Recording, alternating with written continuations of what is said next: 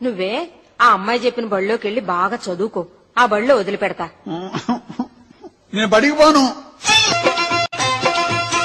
పలక బలపం బట్టి బల్బడికి పోయి చదివేను ఆఫీసరివైతేనే పొంగిపోత కొడక. పలక బలపం బట్టి నువ్వు బడికి పోయి చదివేను ఆఫీసరివైతే నే పొంగిపోత కొడక. నువ్వు ఆఫీసరివైతేనే పొంగిపోత కొడక. అమ్మో చదువులో ఏముందమ్మా నే బడికి పోనే తల్లి, చదువులో ఏముందమ్మా నే బడికి పోనే తల్లి.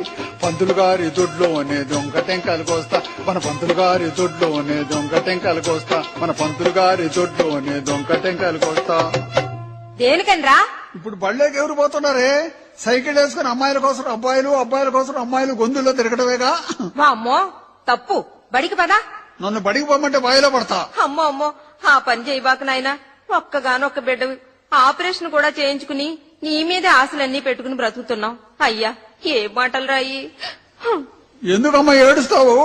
నీవు బిడ్డో కదా, మేము సచ్చినాక నీ చేత తలకొరువు పెట్టించుకుంటే నేరుగా మేము స్వర్గానికి పోతామయ్యా, అది మా కోరిక. అమ్మా నువ్వు ఏడబాకవే, మీ ఇద్దరికి రేపే తలకొరుగు పెట్టి ఎల్లుండి దినం చేస్తా.